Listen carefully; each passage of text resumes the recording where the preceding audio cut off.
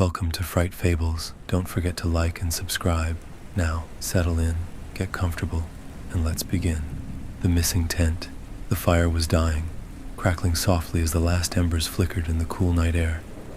We had set up camp in a remote clearing, miles from any roads, any people, exactly what we wanted. Just us, the wilderness, and the sky stretched wide above us. There were 5 of us. Me, Nate, Jordan, Alex, and Will. Best friends since high school, now in our late 20s, still trying to cling to the adventures we swore we'd always take. We had arrived earlier that day, hiking in deep, setting up camp just before sunset, tents pitched, a fire roaring, cheap beer in hand. It was the kind of night you don't forget. But I wish I could forget what happened after. At some point I must have dozed off in my tent. The fire had burned down, leaving just a glow through the fabric walls. The forest was still, except for the occasional rustle of leaves in the breeze. Then, something woke me. Not a sound, not a movement, just an absence, a feeling that something was wrong. I sat up, blinking against the darkness. The fire was nearly out, just a few glowing coals. The others were asleep. At least, most of them. I unzipped my tent quietly, stepping out into the cold air, and then I froze. One of the tents was missing, not collapsed, not torn apart, gone, and so was Alex. Panic crawled up my spine. I turned, scanning the camp, hoping my brain was playing tricks on me. Maybe Alex moved his tent. Maybe this was some kind of prank. But his backpack was still here, his boots, his jacket, draped over a log by the fire. Everything was still here, except him. I crouched down, running my hand over the dirt where his tent had been. The ground was smooth, no drag marks, no signs of a struggle. It was like the tent had never been there. I woke the others. Nate was the first to react. "What do you mean his tent is gone?" I just pointed. Jordan cursed, stumbling out of his sleeping bag. Will grabbed a flashlight, sweeping the beam around the clearing. Nothing, just trees, just shadows stretching long in the pale light. "What the hell is this?" Will muttered. "Did he sleepwalk? He wouldn't just leave?" I said, heart pounding. "Not without his boots, not without his jacket." Nate's voice was tense. "Then where the hell is he?" Silence, thick, suffocating. Then Jordan's breath hitched. "Guys, look." We turned, following his gaze to the tree line, and that's when we saw him, a figure, standing just beyond the trees, watching us. Nobody moved. The figure stood just beyond the trees, barely visible in the pale moonlight, a motionless shadow between the branches. My breath caught in my throat. Was it Alex? Nate took a step forward. "Alex?" His voice was low, uncertain. The figure didn't answer, didn't move, didn't even flinch. Will flicked on his flashlight and aimed it toward the trees. Empty, just trees, swaying in the wind. But we had all seen it. Someone was there. "We need to find him," I said, trying to steady my voice. "Right now." Jordan swore under his breath. "This doesn't make any sense." "He's got to be close," Nate said. "He wouldn't just disappear." We grabbed our flashlights, pulling on jackets and boots, the cold night air pressing in like a weight. "Alex," I called. "If you're messing with us, it's not funny." The forest swallowed my voice. Nothing answered. We split up into pairs. Nate and Will took the left side of the clearing. Jordan and I took the right. The plan was simple. Search for 20 minutes, then meet back at camp. I wasn't sure why we gave it a time limit. Maybe we were all clinging to the idea that we'd find Alex quickly, that he'd be sitting against a tree, confused but fine, that this was just some stupid misunderstanding. It wasn't. The deeper we moved into the woods, the worse it felt. The wind was wrong. A slow, steady pulse. through the trees, like the entire forest was breathing. Every few steps, my light flickered. Probably the batteries, I told myself. Probably. Jordan stayed close, scanning the trees with his own beam of light. His jaw was tight. I don't like this. Yeah, I muttered. Me neither. Then, snap, a branch, breaking somewhere to our left. We stopped cold, listened. Jordan turned his light toward the noise. The beam cut through the darkness, landing on a tree trunk, its bark deeply gouged. Scratches, long and uneven, like something had raked its nails across it. I swallowed hard. That wasn't there before. Jordan shone his light down toward the ground and froze. Jesus Christ. I followed his gaze, my stomach twisting. Footprints, but not ours, not Alex's. Bare feet, leading toward our camp. We ran. Branches tore at my jacket, my boots thudding against the dirt as we sprinted back. Every step felt slower than it should have, like the air itself was pushing against us. When we reached the clearing, Nate and Will were already there, wide-eyed, out of breath. "What happened?" Nate asked. Jordan pointed at the ground, at the new set of footprints. Will's face went pale. "What the hell?" I turned, sweeping my light over our tents, and then my heart stopped. Another tent was missing, and so was Jordan. "No," I whispered. My legs felt weak. Jordan was just here. Nate was shaking his head, taking frantic steps around the clearing. No. This isn't happening. This can't be happening. Will's flashlight beam darted wildly, illuminating nothing but empty space. I turned in a slow circle, trying to make sense of it. Jordan had been right behind me. We had run together, side by side. I had heard his footsteps, felt his presence beside me. How did he just vanish? Then I saw it, the footprints, the same bare feet, only now they circled the campsite, and there were more of them, too many. "We need to get out of here," I said. My voice was barely more than a breath. "Right now."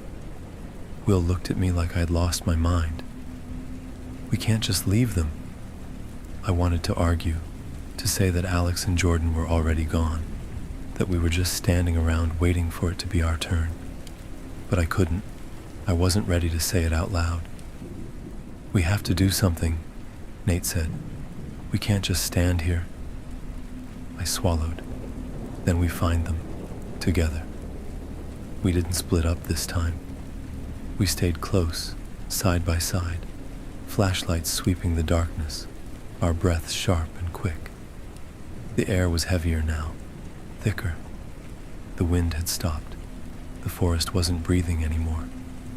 We moved cautiously toward the footprints, following them past the tree line. The further we went, the more wrong it felt, like we were stepping into something we weren't meant to see. Then, ahead of us, a shape. Nate's flashlight landed on it first and his breath hitched. A tent, not ours. An old tattered tent, half buried in leaves and moss. The fabric was shredded, covered in deep claw marks. It looked like it had been sitting there for years. And beside it, bones. A pile of scattered yellowed bones. Will swore under his breath. "What the hell is this?" Nate took a step forward, reaching for the tent flap. I grabbed his arm.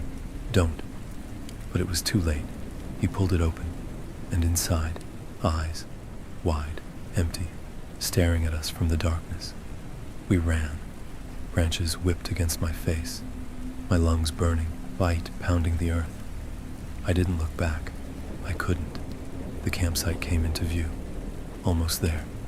Will tripped, hitting the ground hard. I turned, grabbing his arm, yanking him up. Then I saw Nate's face. Pale, frozen. His flashlight was shaking. And I knew, before I even turned my head, the last tent was gone, and so was Will. Nate and I stood frozen in the clearing, the silence around us suffocating. The fire had burned down to embers, casting faint, dying light against the trees. Will was gone. There was no sound, no struggle. One moment he was right there. The next, he had vanished. Just like the others. I felt my heart beat in my skull, my breathing ragged. My body wanted to run, to bolt into the dark. But I couldn't. There was nowhere to go. Nate turned to me, his face pale, his hands trembling. "We need to..." A low whisper drifted through the trees. Not words. Breath. Nate's voice died in his throat. Then we saw them. Figures. At the edge of the trees. Not one. Not two. Dozens. They stood motionless, barely visible between the branches, just shapes in the shadows, their faces hidden. But we could see their eyes, not glowing, not reflecting the light, just staring, unblinking, watching, the same way they had been watching us since the beginning. Nate grabbed my arm. "We have to move." I nodded, but my feet wouldn't work. My body felt locked in place, like if I moved, if I broke the moment, it would all come crashing down.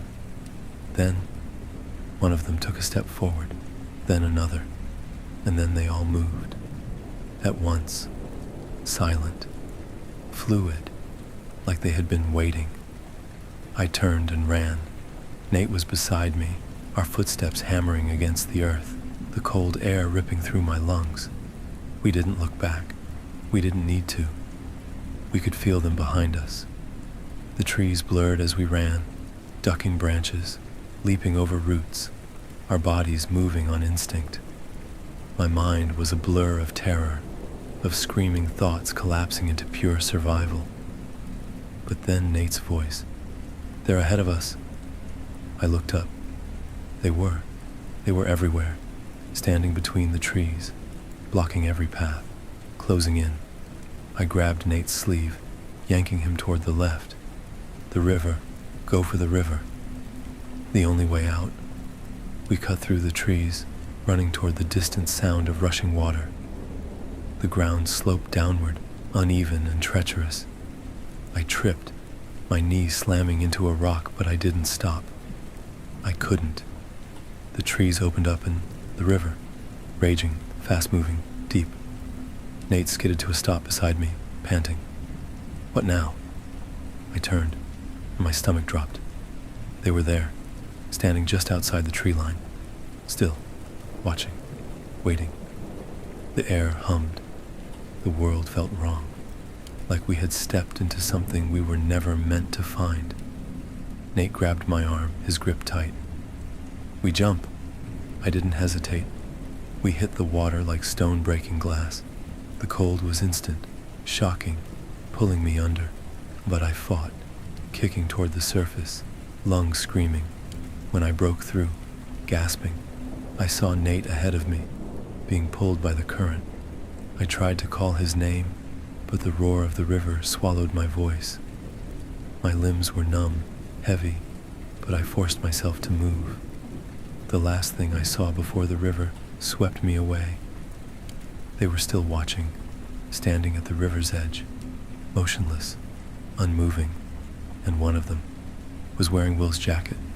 I woke up tangled in reeds, the sky gray with dawn. My body ached, my skin frozen. I coughed up river water, my throat raw. I was alive, but when I turned, Nate was gone. I never found him. Not him, not Alex, not Jordan, not Will. The search teams combed the area. They found nothing. No tracks, no tents, no signs we'd ever been there. But sometimes, late at night, I dream of that clearing, the empty space where our camp once was, and the eyes in the trees, still watching, still waiting. The thing in the water. The lake was perfect, hidden deep in the woods, completely untouched, the kind of place you only find by accident. The water was crystal clear, so still it looked like glass, reflecting the sky with almost unnatural sharpness. We had hiked for hours before stumbling onto it.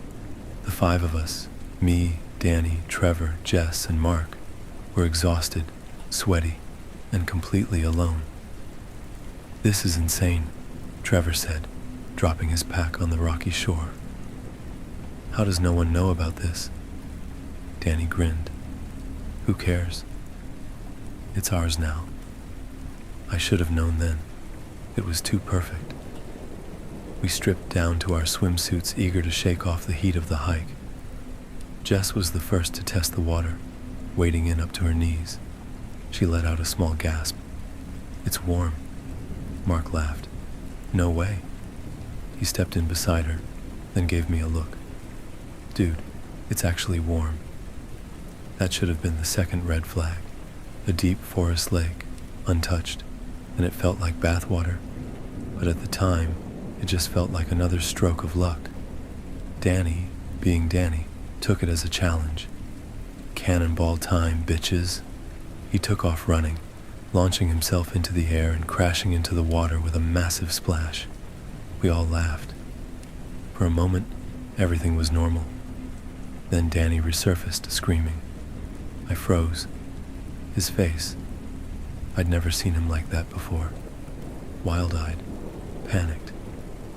"Something's down there," he yelled, thrashing toward shore. "Something huge." Mark and I rushed forward, grabbing his arms and dragging him out of the water. He was gasping, looking over his shoulder like something was about to grab him. Jess frowned. "Dude, what are you talking about?" Danny swallowed hard. "It was massive. I don't know, a fish, something. But it was big, like bigger than me." Trevor snorted. "So what? You saw a lake monster?" Jess rolled her eyes. "You probably just freaked yourself out." But I saw Danny's hands shaking. I believed him. And then I noticed it. The water, completely still. No ripples, no waves lapping at the shore. Even where Danny had just burst out, the surface was eerily flat, as if something had just stopped moving. A cold chill prickled up my spine. That wasn't right. Water doesn't behave like that. Not naturally. "Guys," I said slowly, pointing at the lake. "Where's the splash?" They followed my gaze, their expressions shifting from amusement to unease. The lake had erased every sign of disturbance, like nothing had ever happened. Jess backed up a step. "Okay, that's weird." Mark forced a laugh. "It's just a deep lake. Probably absorbed it." I knew he didn't believe that. None of us did. But no one wanted to say what we were all thinking. Something was down there, and it was still watching. We stood there, staring at the lake. Danny was still gasping, still shaking, his skin clammy under my grip. The water, smooth as glass, gave no sign that anything had happened. No ripples, no waves, nothing. Trevor broke the silence with an awkward chuckle. "Okay, so Danny saw a fish and nearly shit himself. Can we move on?" Danny shot him a look. "It wasn't a damn fish. It was big. Bigger than me." Jess crossed her arms. "How big exactly?" She was trying to sound skeptical, but I could hear the unease creeping into her voice. Danny swallowed hard. "I don't know, but when I was underwater, the sun hit it just right and..." He trailed off, eyes flicking to the still, motionless lake. It was just this huge shape, dark like it was waiting. That last word sent a ripple of discomfort through the group. Waiting. Mark exhaled through his nose, shaking his head. "Look, if something that big was in there, we'd see movement, right? The water would be disturbed." He bent down and scooped a rock from the shoreline, tossing it into the lake. The splash was loud, cutting through the thick silence like a gunshot. We all watched. The water rippled outward, perfect circles distorting the reflection of the sky. We stood still, waiting for the ripples to settle, but they didn't. They just stopped. Not faded. Stopped, like something just swallowed them whole. A cold weight settled in my stomach. My mouth had gone dry. That isn't normal. Trevor rubbed the back of his neck. Okay, that's weird. Danny took a step back from the shore, his hands clenched. That's what I'm saying.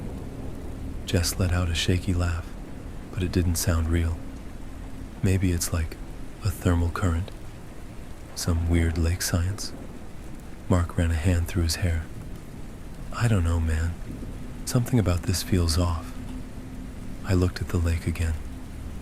The rock Danny had thrown should have sunk by now, but the surface was completely undisturbed, like it had never been touched, like the lake was resetting itself. Let's go, I said. The words came out sharper than I intended. This place is freaking me out. Danny nodded. He wasn't arguing. He wanted out. But Trevor? Trevor was grinning. Are you guys serious? We find a hidden lake, untouched, probably hasn't been swam in for decades, and you want to leave because of some ripples? Jess frowned. Did you not see what just happened? Oh, come on, he groaned. You guys are letting Danny's paranoia get to you. It's water. It does weird shit. Just because he saw a shadow doesn't mean... He didn't finish his sentence, because without warning, Trevor dove in, a perfect arc. His body sliced through the surface, disappearing into the clear blue depths. Silence. Mark and Jess both swore at the same time. Danny lost it. Trevor, you idiot, get out of there, he screamed, taking a step toward the water. What the hell are you doing? Nothing. No movement. The seconds dragged. Too long. Way too long. Then, a shadow shifted beneath the surface. My stomach lurched. Trevor! I shouted, scanning the water. Nothing. No sign of him. Danny was pacing now, running his hands through his hair. This isn't happening. This isn't happening. A moment later, a loud gasp broke the silence. Trevor shot out of the water, his face twisted in something between exhilaration and annoyance. Dude, chill the hell out. It's fine. I didn't relax. Danny didn't either. Did you see anything? Trevor wiped his face and shook his head. No, man. The water's totally clear. You guys are being... Then, he stopped. His eyes drifted to the waterline. His face changed. The color drained from his skin. His breath hitched in his throat. He didn't speak. Didn't move. He just stared. A horrible silence settled over us. Mark took a step forward, squinting at him. Trevor. Trevor bolted for shore. He swam fast. Too fast. Arms thrashing through the water, sheer panic distorting his face. We ran toward him, Jess screaming, Danny reaching out as Trevor grabbed onto the shore and scrambled out, his whole body shaking violently. I grabbed his shoulders. What? What did you see? Trevor couldn't answer. He was still looking at the lake. So were we, because for the first time we saw it too. The lake was still again, too still, and beneath the surface, just barely visible in the darkening water. Something huge was shifting, something slow, something that had been waiting. Trevor didn't stop shaking, even as we stood over him, even as Jess rubbed his back and Mark handed him his towel. He just kept staring at the lake, lips slightly parted, breathing shallow and uneven, like he'd just seen something his brain refused to process. The water was still, too still. I watched it closely, waiting for another shift, another ripple. Nothing. The sun had started to dip below the tree line, turning the lake into a flat black mirror. We need to go, I said. My voice sounded hollow in my own ears. Trevor blinked, finally tearing his eyes away. His voice was hoarse. Yeah. Let's go. Danny nodded quickly, throwing his pack over his shoulders like he couldn't get out of there fast enough. Smartest thing he'd done all trip. But Mark hesitated. We should at least set up camp first, he said, motioning to the clearing behind us. We've got, what? Maybe 30 minutes before it's dark. I frowned. You want to sleep near that thing? Mark shrugged. We don't even know what it is. It could just be a big fish, dude. I mean, what else could it be? Trevor made a strangled sound, shaking his head. It wasn't a fish. Mark sighed. Then what was it? Trevor didn't answer. He just stared at his hands. We argued for another 5 minutes. Mark didn't want to hike back in the dark. None of us did, really. But I wasn't sleeping anywhere near that lake. We settled on a compromise. We'd hike up the ridge and camp further inland, away from the water. Danny and Jess practically sprinted through the trees as soon as we packed up. Trevor stuck close to me. Mark lagged behind. I didn't blame him. None of us wanted to admit it, but we all felt it. That strange, humming silence, like the forest was holding its breath, like something was waiting for us to leave. And when I glanced back over my shoulder, the lake looked closer than before. We set up camp an hour later, far enough from the water that we couldn't see it through the trees. None of us talked much. Trevor barely spoke at all. He just sat by the fire, his legs pulled up to his chest, staring at the flames like they were the only thing keeping him sane. I sat down beside him. You okay? He let out a slow, shuddering breath. No. I didn't push him. If he wanted to talk, he'd talk. Eventually, he did. When I was under, Trevor started, voice barely above a whisper. I saw something. At first I thought it was just a shadow, but then it moved. I stayed silent, listening. It was deep, like really deep, way deeper than it should have been. He shivered, rubbing his arms. I think it was watching me. A chill crawled up my spine. How do you know? Trevor swallowed hard. Because when I looked at it, he turned to me, his eyes dark and hollow. It looked back. My stomach dropped. That was the last thing he said all night.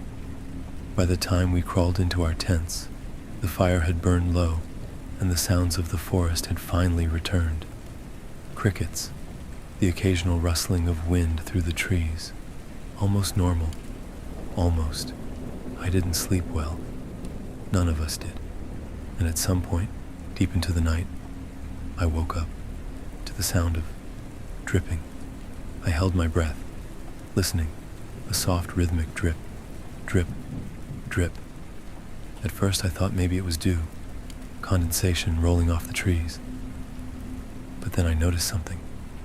It was coming from the direction of the lake. I squeezed my eyes shut. I wasn't going to look. I wasn't. Then, Danny's voice broke the silence, whispering, "Do you see that?" My blood turned to ice. Slowly I turned my head toward the entrance of the tent. Danny was still lying down, facing the open flap. His face was pale. His eyes were wide, and reflected in them was the glimmer of water, the lake, right outside our tent. My breath hitched. That wasn't possible. Danny wasn't blinking, wasn't breathing, just staring at something past the tent's entrance. Frozen, I forced myself to turn. The lake was there, where it shouldn't be. I could see it, glistening faintly under the moonlight, not reflecting the stars, not moving, just waiting. Water doesn't move. Lakes don't move. And yet, here it was, right outside our tent. I grabbed Danny's arm, my fingers digging into his skin. Close the flap, now. He didn't move. Danny, his lips parted, his voice barely audible. It's closer. I snapped my gaze back outside. The water was lapping at the edges of our tent now. Silent, slow, like it was breathing, like it was alive. Get up, wake the others. Now. Danny finally moved, scrambling backward and unzipping the side of the tent. The moment the zipper moved, the air changed. The smell hit me first. Not fresh lake air, not even the damp scent of wet earth. It smelled like rot. Something old. Something wrong. Jess and Trevor were already sitting up, bleary-eyed and confused. Then they saw the water. Jess let out a strangled noise. Trevor just stared, his face pale and unreadable, like he already knew. "Get your stuff," I whispered. "We're leaving." No one argued. They felt it too. Mark was the last to move. He hadn't even woken up yet. Danny reached over, shaking him hard. "Dude, get up. We need to..." Mark's hand shot up and grabbed Danny's wrist. Danny yelped, recoiling. "Jesus, Mark." Then Mark sat up. Fast. Too fast. His head snapped toward us, his eyes wide and dark, his breath coming in shallow, ragged gasps. And in that moment, I knew. Mark wasn't Mark anymore. "What the hell's wrong with him?" Jess whispered, gripping my arm. Mark's mouth opened. Water spilled out, thick, black, glistening in the firelight. I grabbed my bag and lunged for the tent opening. "Run!" Trevor was already moving. Jess stumbled after him, her breath coming in short, panicked gasps. Danny hesitated. "Mark! That's not Mark!" I grabbed him, dragging him away.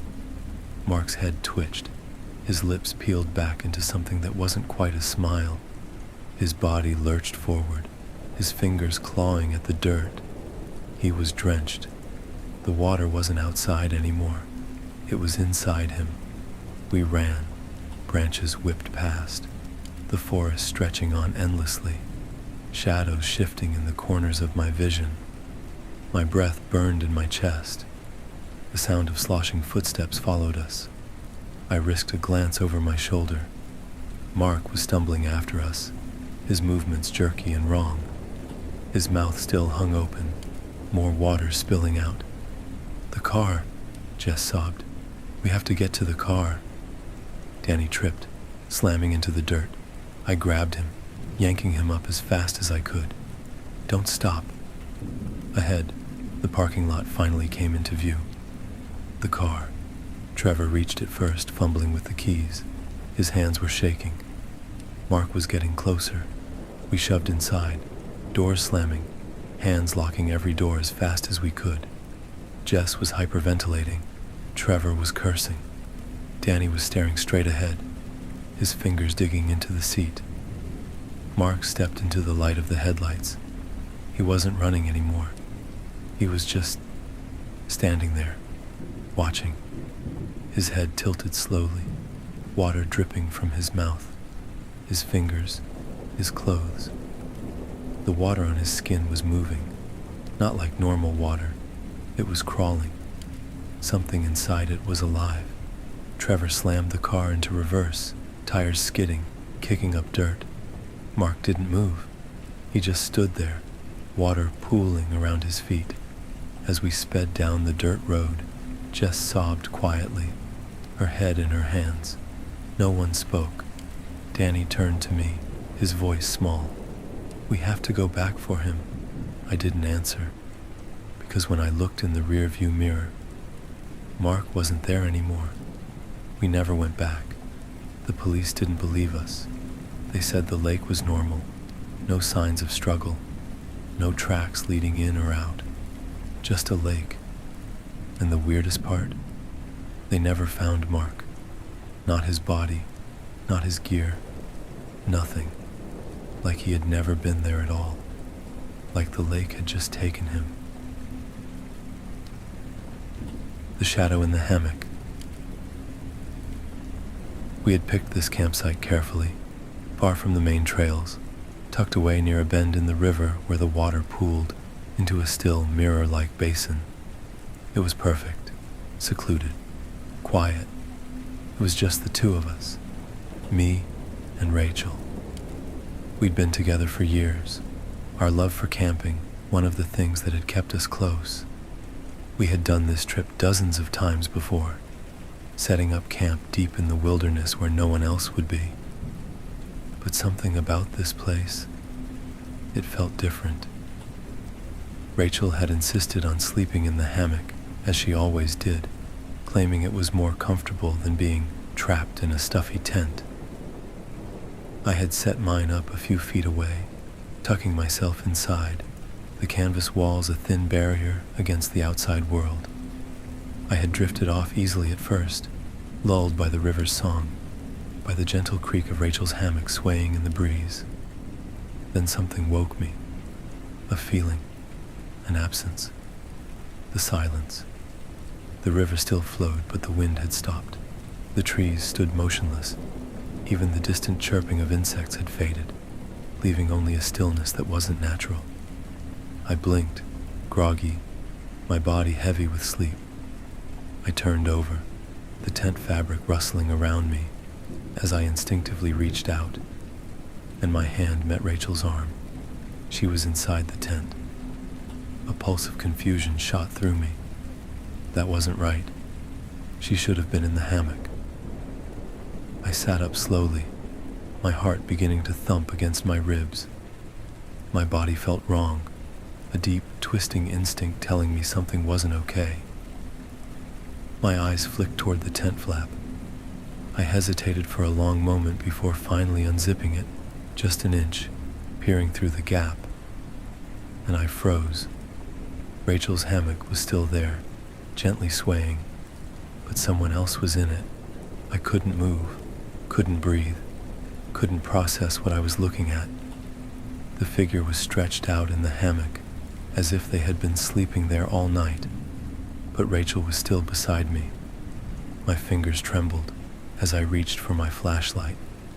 My brain refused to catch up, refused to find a rational reason for what I was seeing. The beam of light cut through the dark, landing on the hammock. For a single second I saw it, a shape, a body. Not Rachel, not anyone I recognized. Just a shadow, human, but not. Then, it was gone. The hammock swung violently, the fabric snapping back like something had just rolled out of it. I heard nothing. No footsteps, no movement, nothing. And yet I knew I wasn't alone. I could feel it. Something was still there, watching, waiting. Rachel stirred beside me, groggy and confused as I yanked the tent flap shut. My hands were shaking, my mind racing to find an explanation that didn't exist. "What's wrong?" she mumbled, her voice thick with sleep. I swallowed hard. "There was something in your hammock." Rachel sat up fast, suddenly awake. "What?" I nodded, still gripping the zipper, as if something might try to push through. "I saw it, lying there. I hesitated. It was just gone." Her eyes flicked to the tent walls, to the thin barrier between us and whatever the hell I'd just seen. For a long moment, neither of us moved. Neither of us spoke. Then, against my better judgment, I unzipped the tent again, just enough to peek through. The hammock was empty, still swaying. The fire had burned low, casting weak, flickering light. Nothing moved. Rachel let out a breath and grabbed my wrist. If this is some kind of joke, it's not funny. I turned to her, my pulse hammering. "Rachel, I'm not joking." Her fingers tightened around my wrist. She could tell I wasn't lying. We stayed awake for hours, listening. The forest didn't make a sound. No wind, no insects. Just an eerie, absolute silence. Rachel clutched a flashlight, keeping it aimed at the tent door. My knife sat in my lap, useless in my shaking hands. Neither of us spoke, afraid of breaking the fragile quiet. At some point, exhaustion overtook me. My eyes shut, my body giving in to sleep despite the fear coiling in my chest. When I woke again, the first light of dawn was slipping through the trees. Rachel was gone. Panic slammed into me so fast I couldn't breathe. I sat up, scanning the tent, my heart in my throat. Rachel. The tent flap was still zipped. The hammock. Rachel was in the hammock, curled up in her sleeping bag, arms folded against the morning chill. exactly where she should have been last night. I crawled out of the tent, my legs unsteady beneath me. "Rachel?" She stirred, blinking up at me. "What?" My stomach twisted. Did you move back out here?" She frowned. "I never left." The blood in my veins went cold. I had felt her in the tent. I had spoken to her. She had never been there. I didn't tell her. Not then. Not as we packed up camp. Not as I forced myself to smile and pretend everything was fine. But something was wrong. Something was off. As I rolled up the tent, I noticed something near the edge of the clearing. A faint disturbance in the dirt, as if something had crawled, dragging itself through the soil. Something moving away from our camp. Something not leaving footprints. I tried to ignore it. I tried to convince myself that it was all in my head. That night, we set up camp further downriver, closer to where the water churned against the rocks. I told myself the sound would help me sleep. That noise meant life. Rachel hung her hammock between two sturdy trees. I set up my tent nearby. We built a fire, ate in silence. I could feel Rachel watching me, waiting for me to say something. I didn't.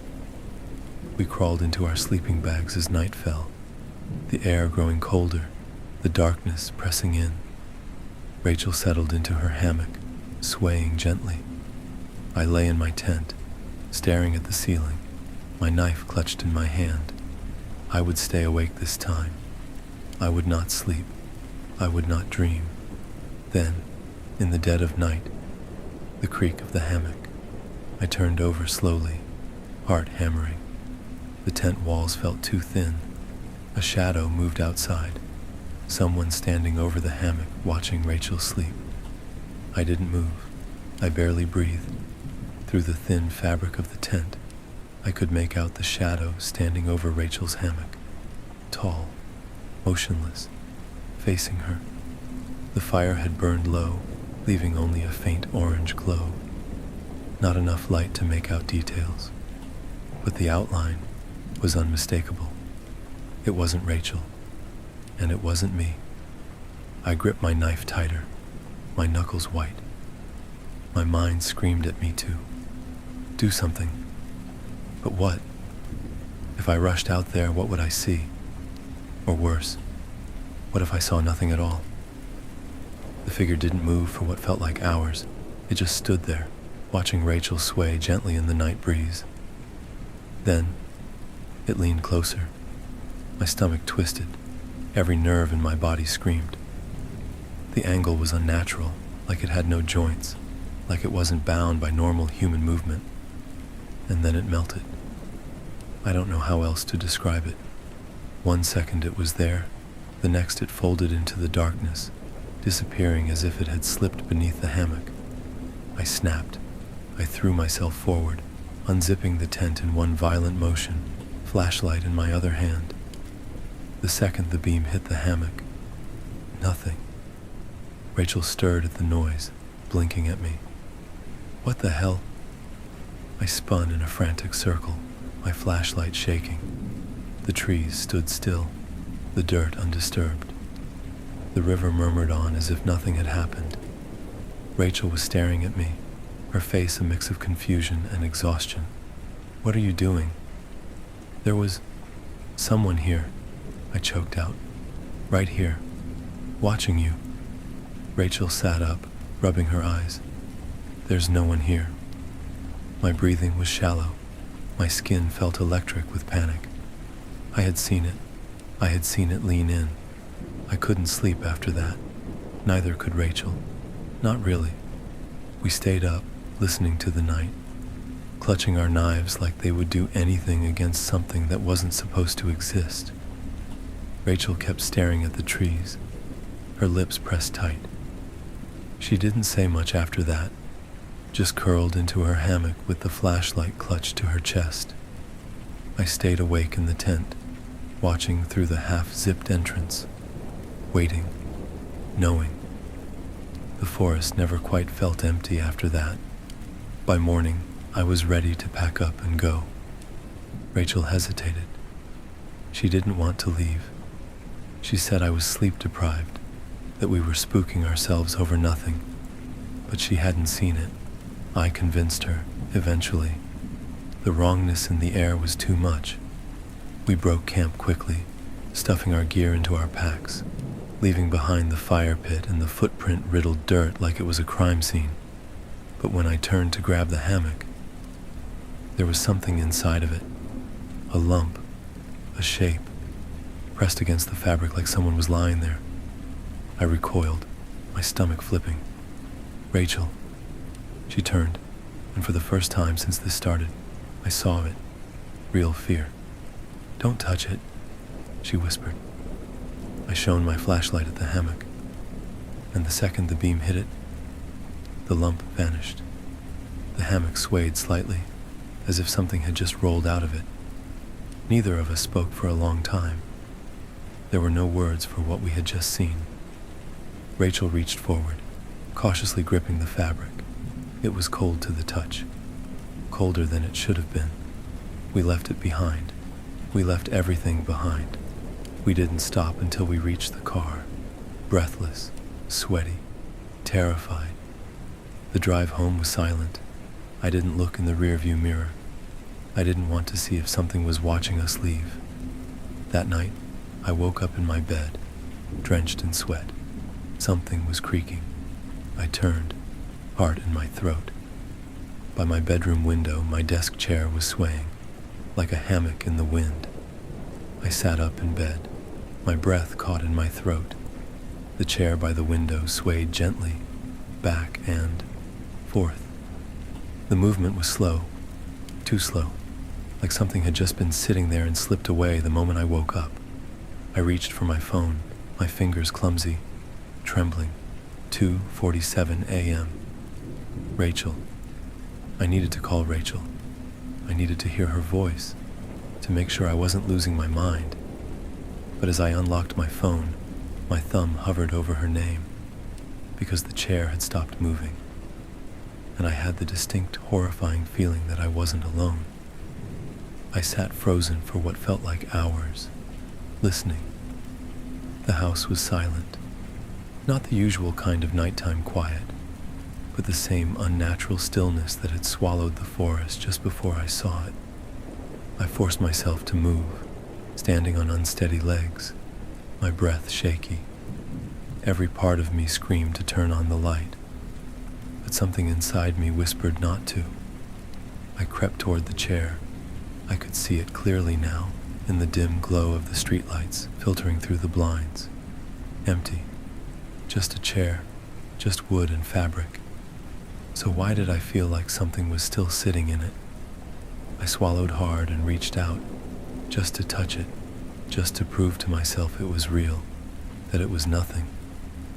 My fingers brushed the fabric. Ice. The chair was freezing, colder than the air, colder than it should have been. I jerked my hand back. My stomach twisted. The hammock had been cold too. The next morning, I drove straight to Rachel's place. I didn't call ahead, didn't wait for an invitation. I just needed to see her, to make sure she was okay. She answered the door in her robe, hair disheveled, her eyes hollow and rimmed red like she hadn't slept either. "I saw it again," she whispered. I felt the blood drain from my face. "Where?" Rachel stepped back, gesturing for me to follow. She led me through her apartment, past the living room, toward her bedroom. She stopped at the doorway and pointed. Her closet door was open an inch, just enough to see the inside, just enough to see the hammock hanging there. My chest tightened. That wasn't possible. We had left it behind. I stepped forward, swallowing against the dryness in my throat. "Rachel, did you bring it back?" She shook her head, her fingers clenched into fists. "I didn't touch it." I stepped closer, forcing myself to look inside. The hammock was there, strung between the closet walls like it had always belonged, like it had been waiting. Rachel let out a shaky breath. "I woke up last night and heard it creaking." I turned to her, my skin crawling. Did you see it? Rachel hesitated, her eyes darting to the hammock, then back to me. She didn't need to answer. I already knew. We didn't sleep that night. We sat in her living room, every light in the apartment switched on, waiting for something to happen. It never did. Not that night, not for weeks, but the silence never left. That unnatural stillness followed us wherever we went. It wasn't over. It would never be over. Months later, Rachel moved. A new city, a new apartment.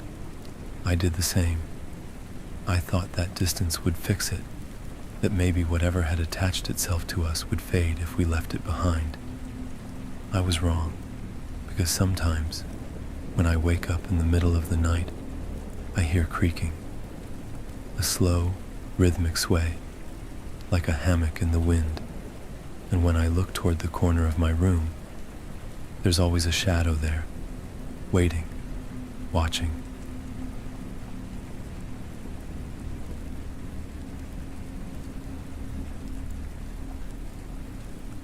The man in the fog.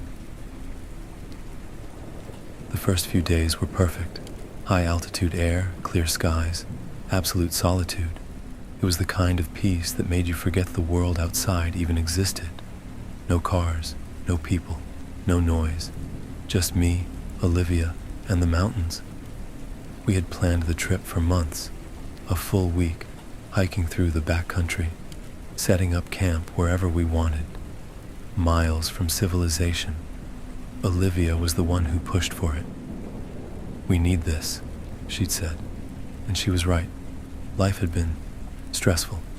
Work, family, the noise of everything. We needed quiet. We got it. For a while. On the fourth evening, the fog rolled in. Thick, fast, unnatural. One moment the sky was clear, the mountains stretching endlessly before us. The next, it was gone. The trees blurred into shadows. The fire at our camp turned into a dull, flickering glow. The world shrank. Olivia zipped up her jacket, rubbing her arms. That came out of nowhere. I nodded. I didn't like it. Something about the way it moved. Too sudden, too heavy, like it wasn't just fog, but something more. The silence changed, too. The usual sounds of the forest, birds, rustling leaves, distant creaks of shifting branches, were gone. Then we heard it. Crunch. A single step. Somewhere in the fog. We both froze. Did you hear that? Olivia whispered. I nodded slowly, my hands clenched into fists. We were supposed to be alone. Another step, then another. Crunch. Crunch. The sound was deliberate. Slow, measured footsteps, coming closer. Hello? I called out. No response. Just silence. Then, crunch. Closer. I swallowed hard. Maybe it's an animal. Olivia shook her head. Animals don't move like that. She was right. We both stood there, barely breathing, straining to hear something. Anything. Nothing. For a long moment the world was still. Then, the footsteps moved again, matching ours. We tested it. When we moved, it moved. When we stopped, it stopped. I felt my skin crawl, my breath coming faster. This wasn't an animal. This wasn't coincidence. Someone, something, was out there, hidden in the fog, watching. Olivia grabbed my arm. Let's go inside the tent. And then what? I whispered. Just sit there? We can't just stand here. She was right. Slowly, carefully, we backed toward the tent, never turning our backs completely. The footsteps followed us, always the same distance away, never closer, never farther. When we reached the tent, Olivia ducked inside first. I stayed out a second longer, scanning the fog. Nothing. And then, a face, just for a second. Pale, expressionless, too close. My stomach dropped. My pulse exploded. I scrambled inside, yanking the zipper shut. What? Olivia whispered. What did you see? I couldn't speak. because even inside the tent, in the muffled silence, I could still hear them, the footsteps, circling us. The footsteps didn't stop. They circled us, slow and deliberate, crunching over the gravel just outside the tent. The fog pressed against the nylon walls, thick and unmoving, swallowing everything beyond arm's reach. I sat completely still, breathing as quietly as I could. Olivia's fingers dug into my wrist. I could feel her trembling. "Tell me what you saw," she whispered. I swallowed hard. The image was still burned into my brain. That face, pale, vacant, inches from mine. "I don't know," I said, voice barely audible. "It was just standing there." Olivia exhaled sharply, her grip tightening. "How close?" "Too close." I didn't answer. I didn't need to. The footsteps stopped, right outside our tent. We sat frozen, waiting, listening. Nothing. No movement. No crunch of gravel. Just silence. I glanced at Olivia. She was staring at the zipper, barely blinking, like she expected it to come undone at any second. My heart pounded so hard I thought it might shake the tent. Minutes passed. 5, maybe 10. Nothing moved. Then, from somewhere in the fog, tap, tap, tap. A soft tapping against the tent fabric. Light, intentional, like fingertips. Olivia sucked in a breath. My blood ran cold. I wanted to look. I didn't want to look. The tapping came again. 3 soft knocks, like someone testing the barrier between us. I clenched my jaw. "Who's there?" My voice came out hoarse, barely above a whisper. Silence. Then, a slow, deep breath. Not mine, not Olivia's, just beyond the thin fabric of our tent. Someone exhaled. Long, measured, like they were tasting the air. I felt Olivia's nails dig into my arm, her breath hitching. Neither of us moved. Then, just as suddenly as it came, the breathing stopped. The footsteps resumed. But this time, they were walking away. We didn't move for a long time. I don't know how long. The silence outside stretched on, thick as the fog itself. I strained my ears, waiting for another sound, another sign of movement. Nothing. Olivia whispered, "Do you think it's gone?" I hesitated. I wanted to believe it. "We should stay inside until morning," I said finally, "just to be safe." She nodded, pressing against me. I could feel her shaking. The night stretched on. Neither of us slept. At some point, exhaustion won out, and my body slumped forward, my mind drifting. But then, a sound jolted me awake. A zipper, the tent zipper, coming from the other side. My entire body locked up. Olivia's breath caught in her throat. The sound was faint, just a gentle pull, not enough to open it, like someone was testing it. I grabbed Olivia's hand, squeezing tight. She clamped her other hand over her mouth, barely holding in a scream. The zipper stilled. Silence. Then the footsteps returned, not walking, running, circling the tent. Fast, erratic, too fast. A low whisper curled through the fabric, something just beyond the edge of understanding. Not English, not any language I knew. Olivia buried her face into my shoulder, her entire body convulsing with terror. Then, it stopped. No footsteps, no whispers, nothing. The fog shifted. I don't know how to explain it, but it felt like something was pressing in from all sides, like the mist itself had weight. And then I realized something. The fog had never been this thick before. It wasn't normal. It wasn't natural. It was something else. And whatever was, inside it, was still here. The night stretched on. The silence outside was unbearable, but every so often, I thought I heard something. A shuffle, a breath, something shifting just beyond the fabric. Olivia stayed pressed against me, her breath slow and uneven. her hand still clenched in mine.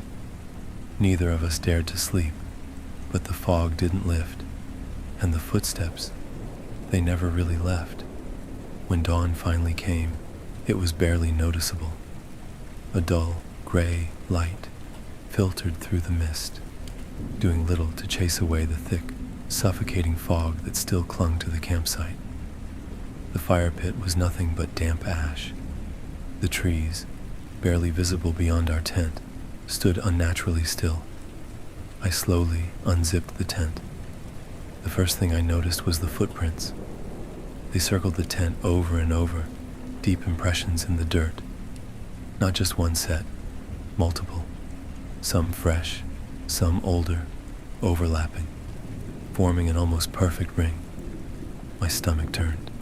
There had never been more than one person. Olivia crawled out behind me, her face pale, eyes darting to the tracks. "No way," she muttered. That wasn't just one guy." I swallowed hard, shaking my head. "We need to go. Now." She didn't argue. We packed in a hurry, shoving everything into our bags, not talking, not looking at the woods. Every now and then, I glanced at the fog, half expecting to see someone standing there, waiting. But there was nothing. Nothing but those goddamn footprints. Then Olivia stopped. "Where's the trail?" I froze. The realization hit like a punch to the chest. The path we'd taken up the ridge. Gone. I turned in a slow circle. Nothing but fog. The trees, our markers, the trail we had followed in, vanished. Panic tightened in my chest. The fog had taken it. Olivia grabbed my wrist. "We just go down. We follow the slope." A branch snapped. We both turned sharply. Something moved in the fog. Just a shape. A dark, tall figure standing at the edge of our vision. Too still. Olivia's grip on my wrist turned vice-like. "We need to move." I nodded, forcing my legs to move. We started walking, fast. The shape in the fog didn't follow. Not at first. We walked for what felt like hours, though the fog made it impossible to tell time. Everything looked the same. Endless, pale nothing. And then I realized something terrifying. The footprints were still there. I stopped, Olivia nearly stumbling into me. I turned in a slow, trembling circle. The same ring of footprints. "How the hell?" Olivia started, but she didn't finish. Because the footprints weren't old anymore. They were fresh. And in that moment, I felt it. Something behind us. I turned, and there he was, closer than before. Pale skin, expressionless. Eyes hollow, dark, locked onto mine. I couldn't move, couldn't breathe. The fog swirled around him, thick and suffocating. Then, he smiled. Not a friendly smile. Not even a cruel one. Just empty. The fog twisted around him like it was part of him, wrapping around his limbs, curling at his feet like something alive. My stomach clenched as I tried to step backward, but my legs wouldn't move. He was too close. I could see his skin, gray, almost translucent. His lips barely parted, as if he was breathing in the same air we were. The longer I stared, the more wrong he looked, like something wearing the shape of a man, but missing all the little things that made one real. Olivia's grip on my arm turned bone-crushing. She saw it too. I forced myself to move first, wrenching my foot from the dirt like I had been buried in it. "Go." My voice barely worked. "Go now." She didn't hesitate. We ran. Branches whipped past us, the fog tearing at our clothes, our hair. The world blurred into nothing but gray and motion. No way to tell if we were heading toward the road, the car, or deeper into nowhere. The footsteps followed, faster, heavier, but they weren't his. More of them, many more. I didn't look. I couldn't. But I heard them, a stampede of unseen things closing in. I didn't realize we were heading straight for a drop until Olivia screamed. The ground disappeared under her, her fingers clawing at empty air. I lunged, grabbing her wrist just in time, before she could go completely over the ridge. We had run ourselves to the edge. Far below, a river cut through the valley. Too far, too high. Olivia was shaking, gasping. What do we do? I didn't have an answer, because the moment I turned back I saw them, standing in the fog, dozens of them, all identical, all smiling. The ground shifted beneath me. The fog swelled, rushing toward us like a wave, swallowing everything behind the line of figures. The cold wrapped around my throat, into my lungs, filling my ears with a low, humming sound. The same sound we had heard all night. The figures didn't move. They didn't have to. The fog was doing it for them. My grip tightened on Olivia. No other choice. Jump. Her eyes widened. Are you insane? The fog surged forward, reaching out, stretching toward us like fingers. It was swallowing the ground. Olivia, jump. I didn't wait. I yanked her with me, my body launching over the edge, nothing but empty air beneath us. The last thing I saw before we went under, the figures watching, still smiling. The water hit like concrete. Everything spun, cold wrapping around my limbs, swallowing me whole. My lungs seized, every nerve in my body screaming as I fought against the pull of the current. It wanted to take me. I kicked, hard. Then, suddenly, air. I surfaced, gasping, my eyes burning as I scanned the water. Olivia! She broke through a second later, coughing, eyes wide with terror. We turned toward the shore, kicking furiously, dragging ourselves onto the rocks. My chest burned. My arms felt like lead. The fog still loomed above, but it wasn't moving now. And when I looked back up at the ridge, they were gone. We never spoke about it. We never went back. The authorities chalked it up to disorientation, bad weather, and paranoia. People get lost in the fog all the time, they said. You're lucky you found the river. But they never found our campsite. Not our tent, not our gear, not our footprints. Just a ridge and a thick, rolling fog.